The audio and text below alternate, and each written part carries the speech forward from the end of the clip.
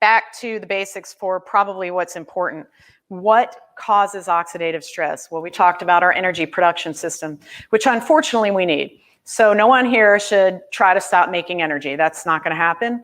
So you're going to have some of these reactive oxygen species as a side products. You just have to achieve a way to neutralize them, okay? But things you can modify and risk factors you can control is sleep. Sleep is hugely important. A lot of this work of detoxing, cleaning up, making sure we get rid of all the bad stuff, making sure the membrane's solid with no holes in it, repairing proteins, repairing DNA, a lot of that happens at night, particularly for the brain. So you really need about 7 to 8 hours of sleep. Now, no human being is exactly like every other, and of course there's some exceptions to this rule, but in general, 7 to 8 hours of good sleep every night is hugely important for these processes. Diet.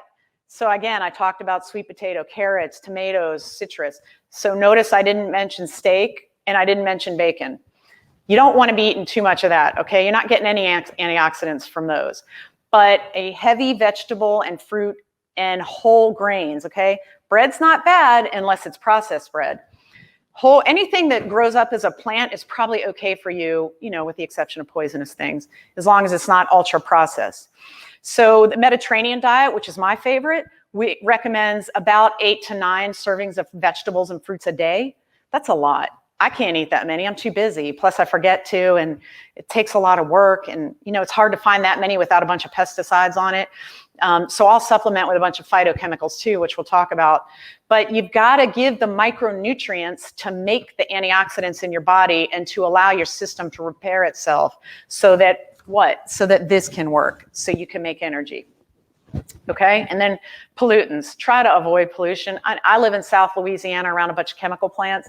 Very hard to avoid pollution here. I have a special water filter system, and I try to only eat organic fruits and vegetables. Try to avoid any meat that's not cage-free, free-run, grass-fed. There's certain things you can do because at the end of the day, it's way more expensive to have oxidative stress than to prevent it. Okay, and then remember the exogenous sources, which we sort of just talked about. Obviously, don't smoke. Here's one I do want to talk about, right? What do you see there? That is everybody's grocery store on the planet Earth at this point, okay? Because our methods of food processing and food industry have pretty much permeated and taken over everywhere. These are what we call ultra-processed foods, okay? And this may be a new concept to some of you guys out there. You've heard of the food pyramid and you've heard of the food groups. Well, at the end of the day, if you can avoid ultra-processed or even highly processed foods, then you're gonna be saving yourself a lot of those outside sources of free radicals, okay? Because they're coming from these foods. Smoking meats creates oxidized species, okay? So you're basically just adding them when you eat it. Processed meats like hams and bacons and things. High fructose corn syrup, which remember the FDA was wholeheartedly behind.